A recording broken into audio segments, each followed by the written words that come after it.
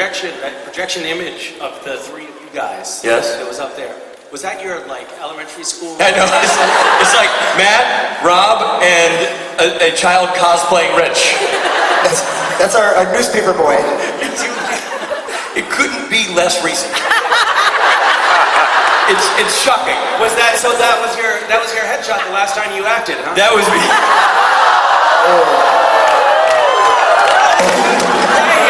Too soon. God, it really makes me look like the creepy uncle. Yeah. Who's that creepy old guy with the kids? With the two kids. Pervert. Shame on you, Rob. Yeah, okay, good. It's great. If I had something in my mouth, I would have done a spit take when I came up. I want to say this. I thought it was a joke. I thought, oh, that's funny. He put that in the mix because it's been so long ago. It's so ridiculous. Yeah, I want to say from the bottom of my heart, I mean this. Thank you for bringing me back out here to make me look like an asshole. Because I had ended on a high note, and you really grounded the plane for me, and I appreciate that. You know what I mean? I thought that last question, like, you guys have such amazing, like, palpable chemistry. Have you ever thought about just having sex on stage? That's where I thought the question was going. Well, that's why we actually did. That was the subtext there. That's why we immediately. Hey, now that you bring it up, there's everybody's here. Should we make this interesting? We thought the same thing, which is why we all immediately said, absolutely yes. And then we realized from in a show, we had to backpedal, like, no, we never did a show together. But hump, yeah, I mean. Yeah, that's why. Why not? Yeah. Speaking of humping, Misha, everybody.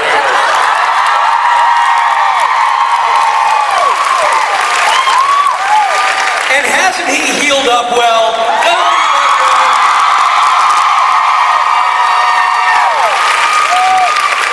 Hi everyone, how are you? It seems that like there may be a lot of you, but I can't really see you. You're so far back. Holy shit. Almost what? Almost 50 people. How's lights? Yes. Awesome. How's it going so far this weekend for everyone?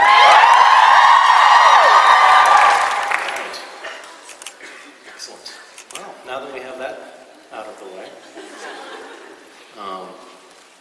thank you guys. By the way, everyone was a very lovely outpouring of niceness from everyone this past week. So I appreciate that. That was very, very sweet.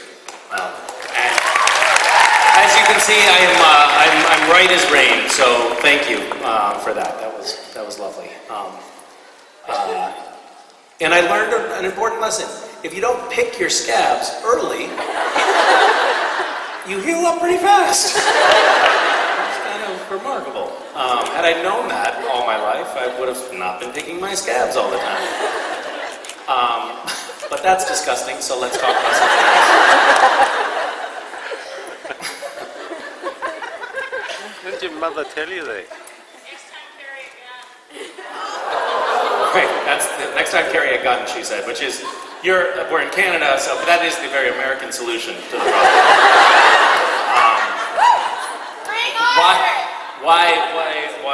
Why have it end in mere bruises when it could end in a fatality?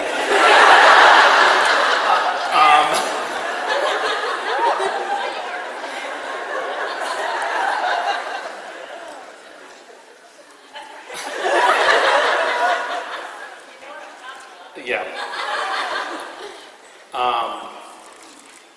Okay, good, great.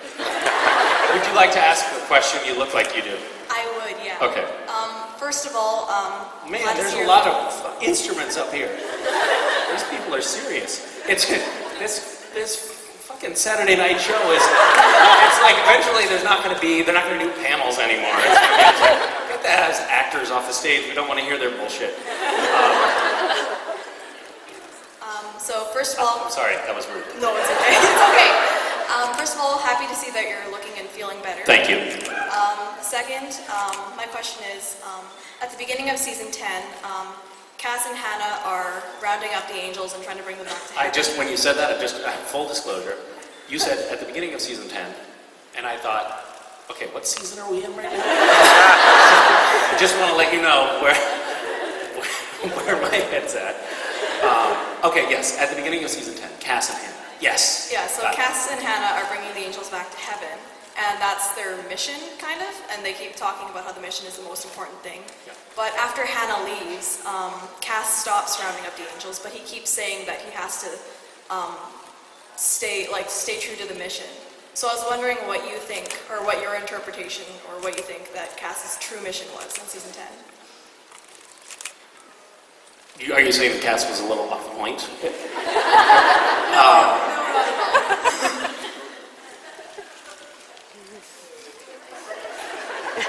Okay, so that is last season, and Cass's mission. I actually don't. I'm sorry. I don't actually know what was he saying? What he was saying to other angels, like the mission is foremost, or was he saying it to? Yeah, I think it was Metatron. I can't really remember the context that you're talking about, so it's hard for me to speak to it. I can't remember what season we're in, so it's hard for me to speak to it. I think that Cass, this may be speaking too broadly, but I think a lot of times Cass speaks about the mission in very broad strokes as protecting humanity at times. So he may have been falling back on that overarching mission. Like that is in some respects been sort of the assignment of angels.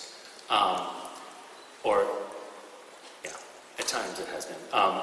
At other times it has become much more focused. Like, we have a very specific, very small objective that is also referred to as the mission. But I think that cobbling things back together in heaven was important in season 10, and then I think not losing sight of that bigger overarching mission may have been what he was talking about. This is highly speculative because I don't remember. Thank you. Thank you. Hi, Misha. Hi. So last November, I talked to John Barrowman about you at a con, and he Oh my God. What was that like? Oh, that was interesting. He told me that the fans are basically pimps for you and him. Now, Because you two does met that mean at San Diego we're Comic-Con. dueling prostitutes?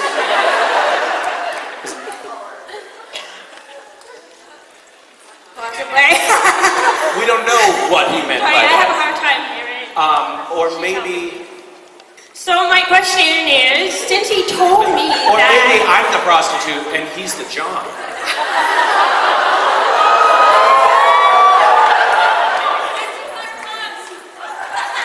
Is that the going rate? Or are you just dickering with me? Now I'm getting sidetracked. I'm sorry. Let's not lose the thread here. So, John and I are whores. Let's pick up the thread there. So he mentioned that you two have had a project that was proposed for you to do together, and I was wondering if there was any updates on that project. Plus, I want to This is something separate from the street walking, right?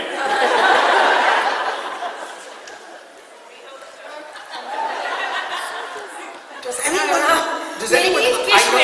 I know what you mean about this project and this discussion. I've heard about this before. Were you telling her to just do it in real time? No, I know, but what was your message to her?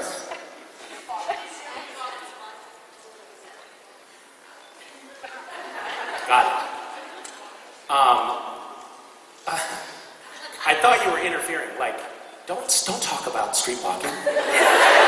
Misha hates it when fans call him a whore. Don't you know that? We've had a problem with this in the past. I was under the Please impression clarify what that that woman it was a said. film project. He doesn't.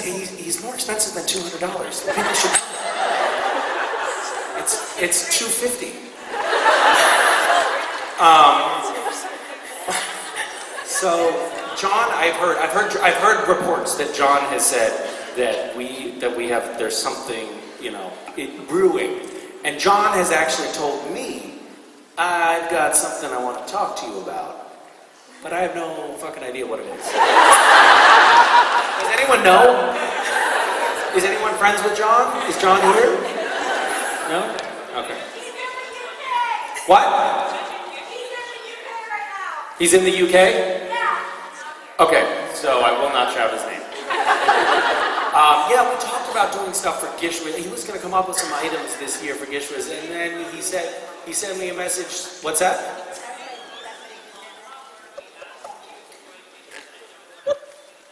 He asked me to join Gishwas?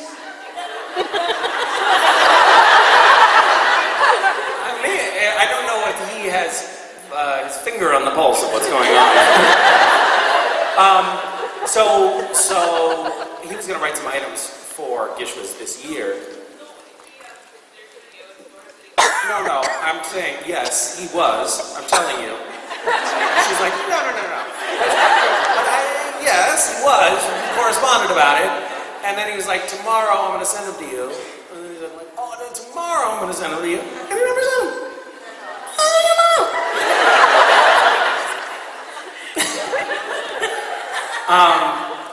Okay, Motor City Comic Con.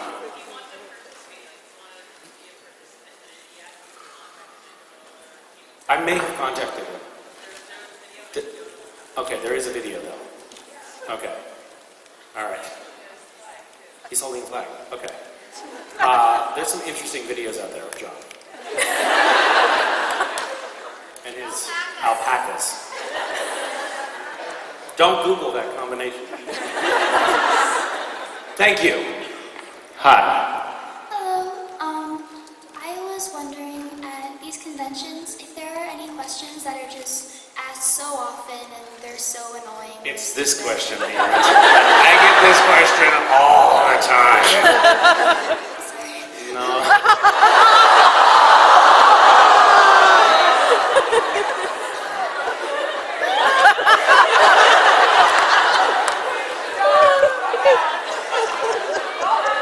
Such an asshole. Okay, I didn't even, not only was I mean and hurt your feelings, but I also cut you off before you even finished asking the question. No, it's fine.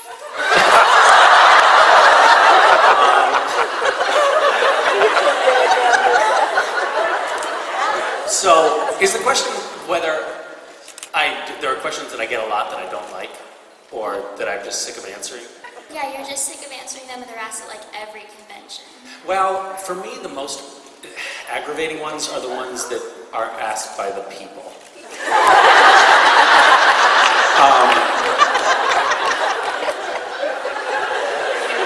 Those just get under my skin, you know? I actually do have a particular distaste for the hypothetical question. It's a category of questions. Like, if you could swap genders with any character on Doctor Who, you know, who would it be? Because I don't want to, I just want to be the TARDIS, obviously.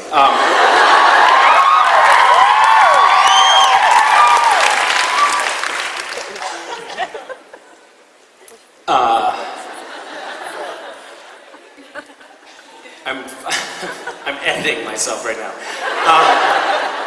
So, it's funny, but it's not. It's just gross. Yeah, that kind. Or like, what's your favorite? Like, what's your? If you could be any animal, you know, and ride it, you know, into the sunset, what would it be?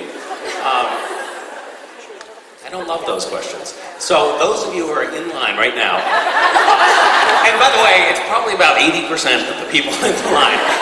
I'm sorry for telling you just now that I don't like your question. Yeah. Thank you so much. Thank you. You're from Seattle, right? Is that right? Am I remembering right? Greater Seattle area? I'm from Washington State. That's right. That's what I meant. That's what I meant. Seattle is... Bye. Hi, Misha. Hi. Happy belated birthday, by the way. Thank you very much. My question for you would be, Your top two bucket list items. Let's see. There's a lot of stuff you have done, but what haven't you done? that you Very little. would like to? That's what I thought. Bucket list items. Okay. This is actually a good question. You threw me because you said would be, which is actually like a precursor to a hypothetical question. But My apologies. yeah, it's okay. We're cool now.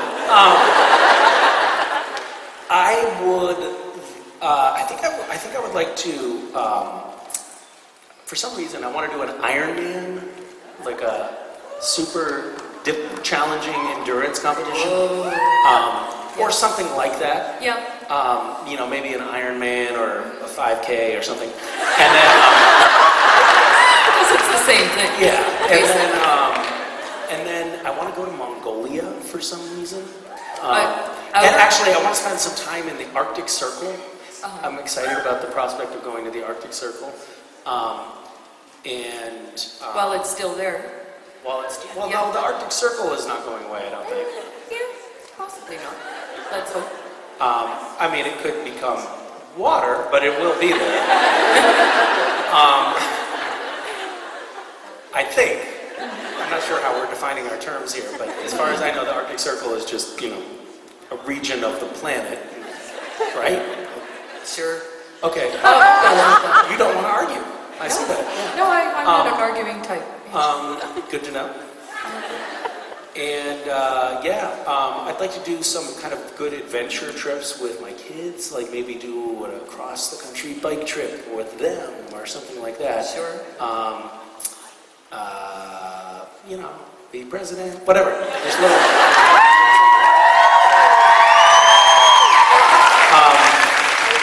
I actually have this sort of small collection of really almost impossible sounding things that I would like to do that I'm not going to talk about because I have this fantasy of like making a documentary series about figuring out how you could actually do these handful of things. Yeah. So those are kind of bucket list items, but since I'm not telling you what they are, it's just boring. Dope. Okay. Yeah, Thank you. Thank you. Hello. Hi, Misha. This question is actually from my friend. So she was wondering, how when you hear a song, sometimes it reminds you of a moment or a person. So is there any song that reminds you of Cass?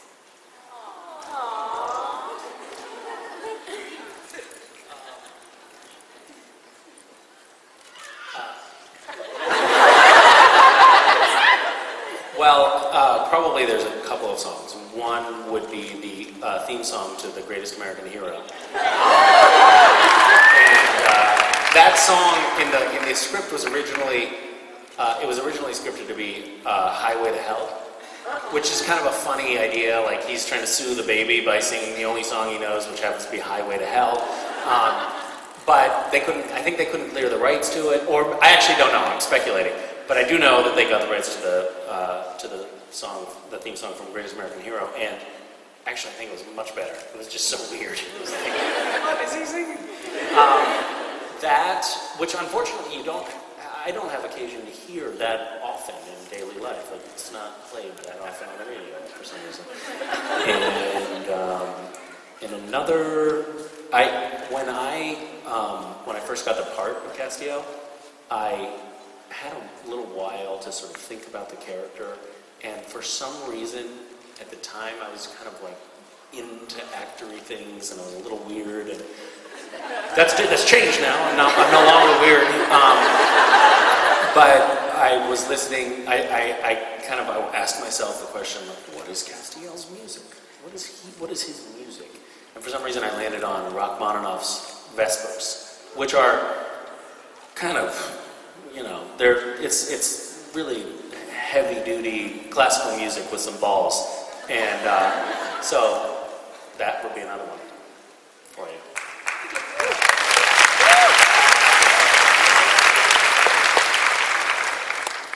Hi. Hi.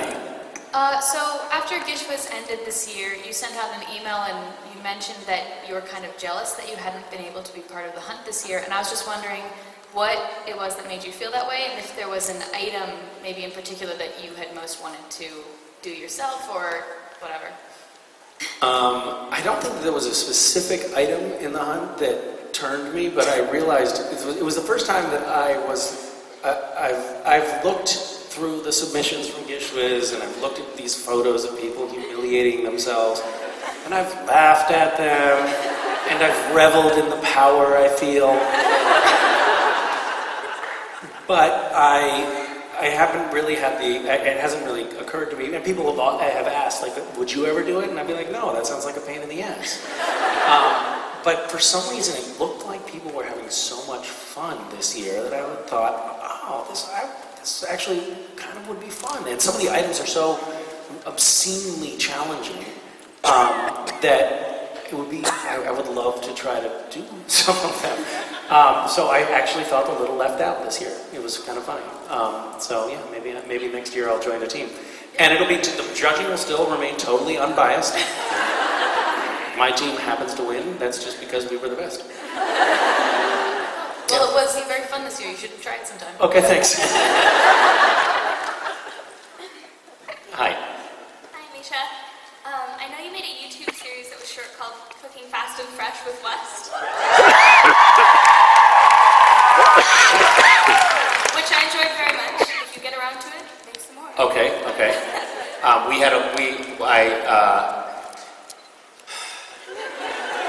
Sometimes when you're a parent, or when you're me, you feel tired and you feel like you're not the parent you wanted to be. You feel like you're impatient. Those videos represent daily life in our home. More often than not, it's like, what are you doing? Stop making a mess. You're making me crazy. That's not how you do it. Watch me. I actually don't, like, on a day-to-day basis, really practice the principles that are espoused in Cooking Fast and Fresh with Wes, which is basically let your child destroy everything.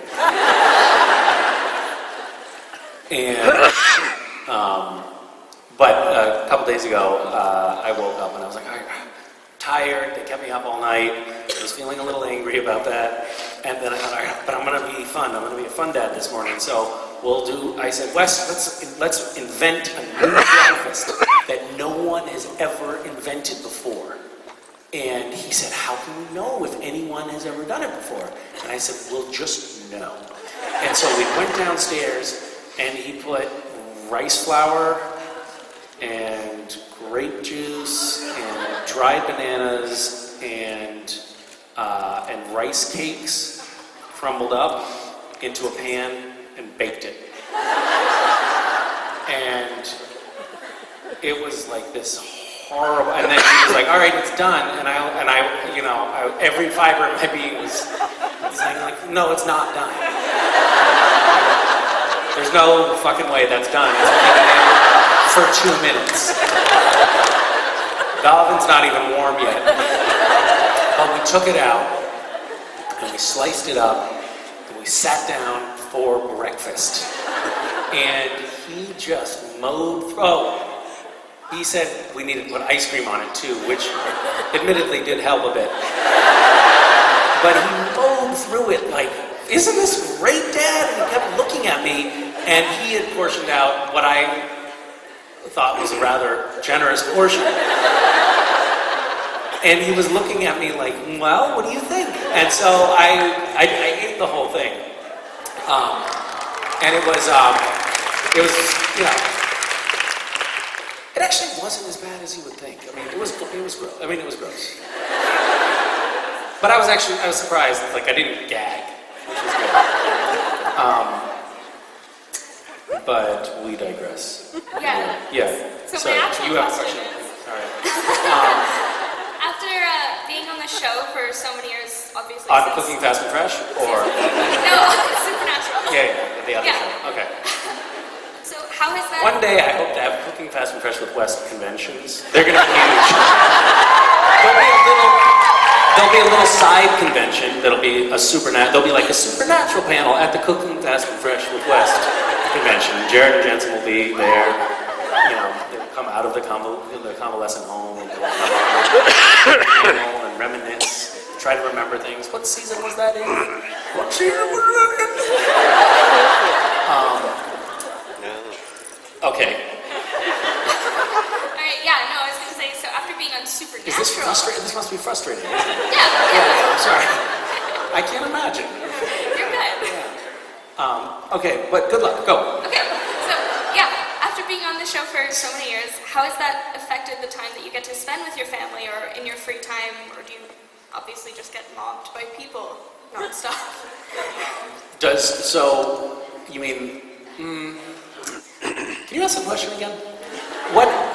How has being on Supernatural changed the way I spend my time?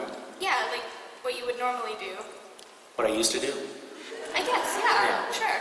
I used to have a lot more quiet, reflective, time alone. But see, here's the thing. Two things happened to me actually 3 things happened since 4 things. Fuck. A lot has happened since I came to Supernatural. We got a black president.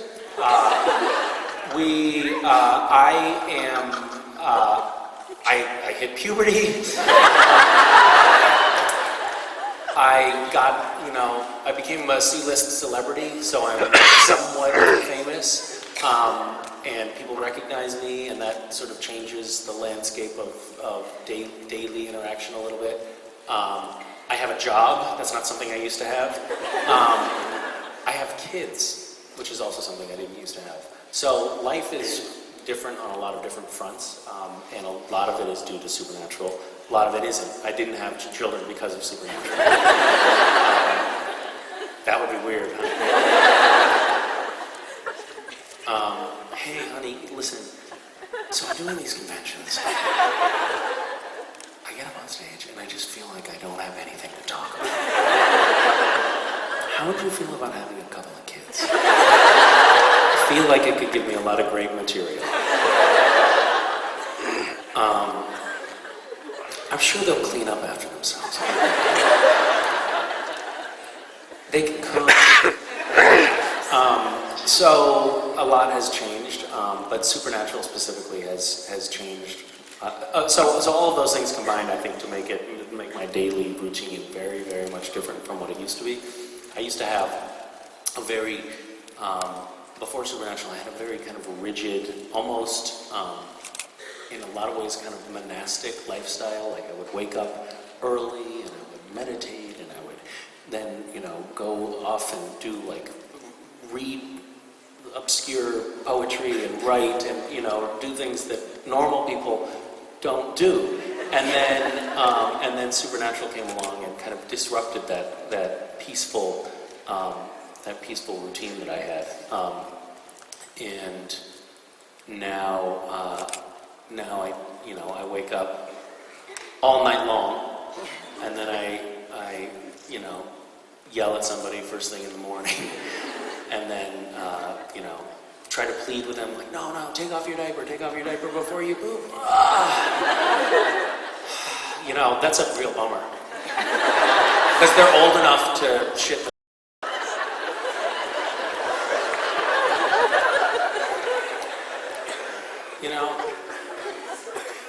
Don't get it on the floor, Dad.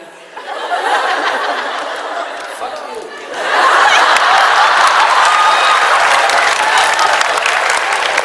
Don't shit your pants when you have to.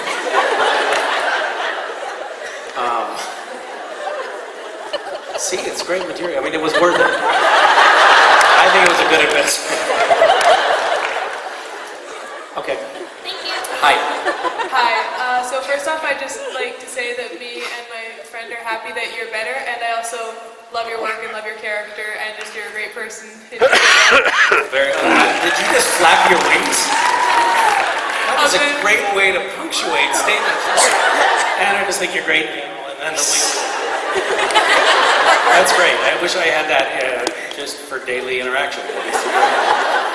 It's so much better than shoulder shrug or something. It's like, can you do it again? Yeah. That's great.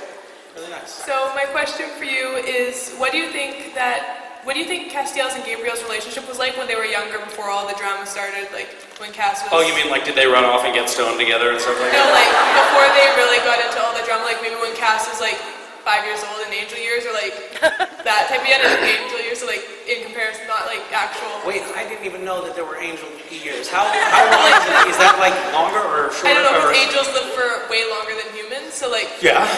younger angels would be, I think, would be young, like. Okay, so like when you would say like the equivalent of a 5-year-old human is maybe like a 600-year-old Yeah. angel or something. Yeah, so like, Okay. what do you think Gabriel and Castiel's relationship were like when Cass was that young?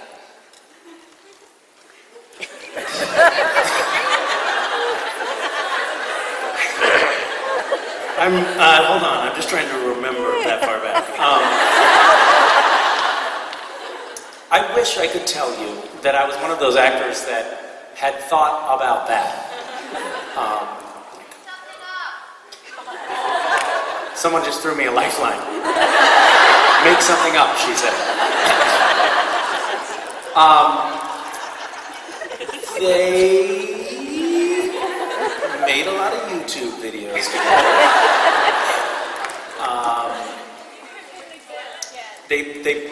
They did not move in a time. Angels don't do angels. Angels don't. They don't eat. We know that. Although, do you have to eat to, I mean, because isn't a lot of fecal matter actually like dead tissue and stuff like that, like blood cells? And things? I mean, don't you want to talk about this?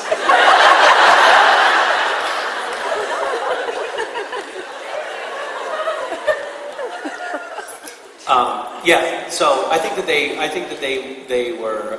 Well, wait. Gabriel's an archangel, so I think that he picked on Cass a lot. I think Gabriel gave Castiel wedgies and swirlies, and made fun of him in class. He was kind of a dick, actually. Holy archangel, tiny little archangel dick. Thank you. Thank you. Hi. Hi, Misha. So a few weeks ago now, you and Jensen went on a family boat trip. Yes. Yes. Yes. And last week at MinCon, somebody asked Jensen about that, and he told us, he gave us a few little stories, but he said you would tell us some more stories, so I hope you could elaborate on that, maybe? He did? Yeah. Speaking of dicks, I mean,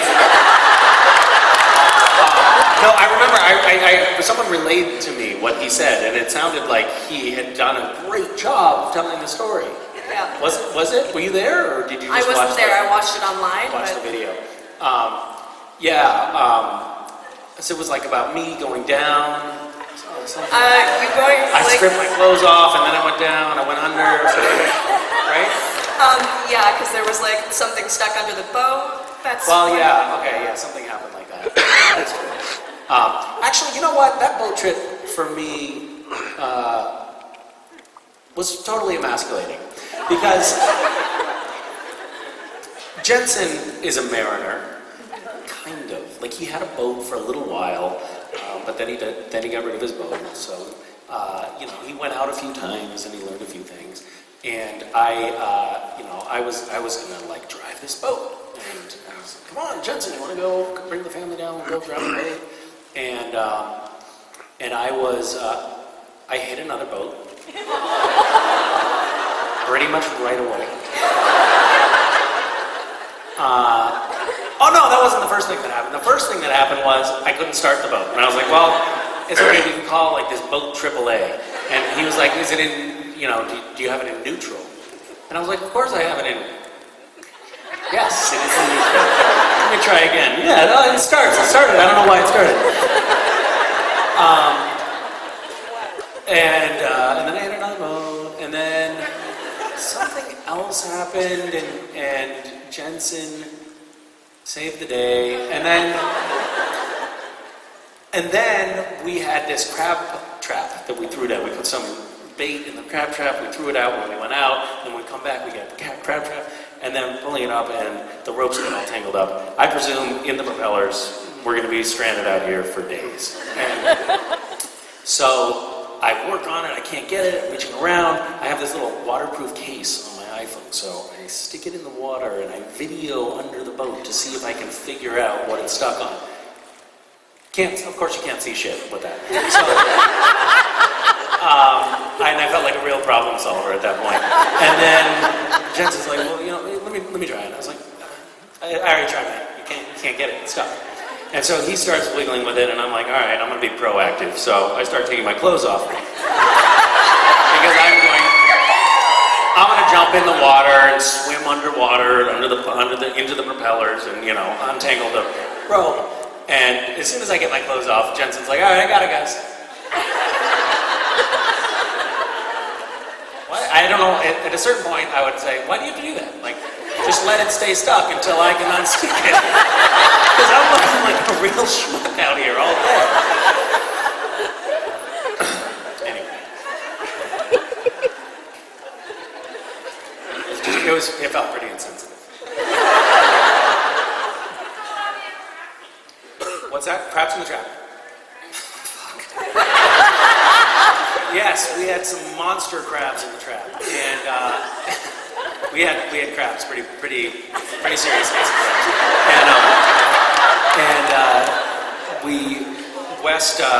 West had learned how to sex the crabs, so males, females, he can tell which one is which. He was like, that one's a female, we have to throw it back. That one's a female. Then we were left with these two really big males that we're allowed to keep. And he kind of tortured them a little bit. He tortured one. And I thought, it's okay. I mean, he's not torturing them per se. He's just, sort of playing with the crabs and learning about crab anatomy. And we're going to eat them anyway, so, tough shit, And then he ripped one of their claws off. And, which happens, more easily than you would think with a crab. And then he was like, oh, well, this one's no good, and throws it over. I waited all day with this crab trap out here to get the crab. What are you doing? So a couple weeks previous, we caught a couple of crabs, me and my brother, and we left the crab. We had 2 crabs again, and we left them on the counter in a paper bag in the kitchen overnight. Thinking like, oh, that'll probably still be okay. And apparently, when you Google after you eat them, you find out that's why you feel sick, is because when a crab dies, they release some toxin into the meat, and you're not supposed to eat them if they have died before you cook them. Anyway, they had not only died, but I think they had also rotted on the counter. They had been long dead by the time we ate them.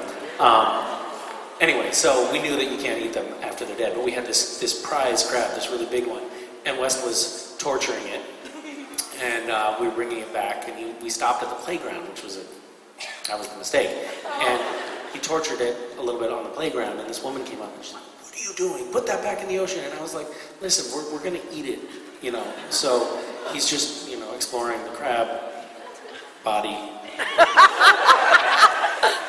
Poking its eyes, I know. But it was one of those things, when a stranger says something to your kids, you're like, you can't tell my kids. But anyway, he then immediately kills the crab. And in front of the woman.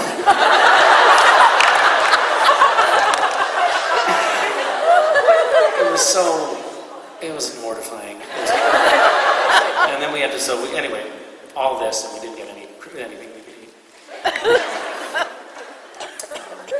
Anyway. Thank you. Hi, Misha.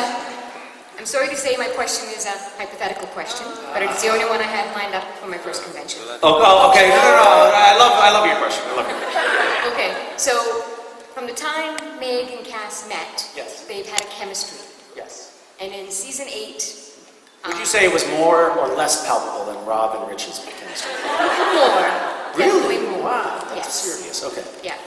So in season 8, good nearby stranger. Yes. Cass is fixing up Meg's wounds. Yep. And they allude to the pizza man Yes. and how well Cass remembers it. Yes. Meg was gone for a good year. If a child had been born, Yep. what would it be? Good or bad? Would it be a good or evil child? Correct. You mean if Cass and Meg were... Correct. Would it be Cambion or Nephro? Oh. What? They're in human bodies. Wait, what was the first word you just said? Nephilim is angel, right? Correct. Yeah. Am I a Nephilim? No, Cambion would be Jesse. Yeah. Yeah.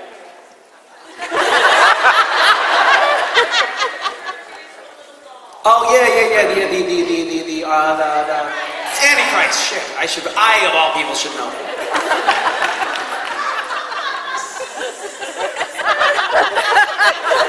I'm glad it's stumping you a little bit. Yeah, this is good. I don't feel like, by the way, just to put your mind at ease a little bit, I don't feel like this is the kind of hypothetical I was talking about. This is more interesting. This is like a puzzle for you to work out. And also a way for you to prove that you're smarter than me. But I think that the product of, so basically it's the product of a demon and an angel, right? Has that happened before? I don't think that's happened. It hasn't been broached yet. Wow, that'll really cook your noodle long. Maybe it could be part of the darkness. Interesting. A very good question. I think it might be a very good question. Would probably be a kind of hybrid of sorts. Not terribly well behaved. Kind of a real little tyrant in the home. Take after the father then. Yeah. Welcome. Thank you. I'm glad you're doing better. Thank you. Yeah. So, my question is if Castiel were to somehow become a demon, how would you portray that character? I actually know the answer to that question because when I first auditioned for the role of Castiel, I was told that the character was a demon. So I did it like what I thought was a demon. He was kind of he had a kind of wry quality about him, a little sarcastic. Didn't really show any empathy. He was just kind of like a snarky dick. Totally different from how Castiel is. So totally different is the short answer to that question. Yeah. Thanks. Hi. Hi. First off, I wanted to thank you for initiating me getting cake shoved in my face in a public restaurant. Bye. Anytime. Was that you were fed from behind? With the Yes. blind. Yeah. How did that go? It was messy and the waiter was laughing. Because we had to have him record it for us. That must have spiced up the afternoon for him. It did. My wife did that to me at our wedding. I sat down blindfolded and she fed me wedding cake, and I actually remember distinctly thinking, going into that enterprise, you think that's cute, that's silly. I felt like I was drowning and being tortured. Because when you get icing in your nostrils, I can't remember, but I feel like there's a possibility I was also bound. I may have been tied to the chair, and I was blindfolded, and it was like actual enhanced interrogation. Like I felt like I was being waterboarded. And everyone is laughing, and they couldn't hear me screaming. I couldn't scream because my mouth was full of stuff. It was awful. I ended up eating a mint leaf. You inhaled a mint leaf? Yeah. Nice. Well done. My question is, I wanted to know, what is either the cheesiest pickup line you've said or heard from somebody else? Well, did it hurt when you fell from heaven is one that I get from time to time. That's pretty cheesy. It's pretty cheesy. I don't think I've ever really employed pickup lines. I'm sure that's not true, but I don't think I've used pickup lines. Do they work?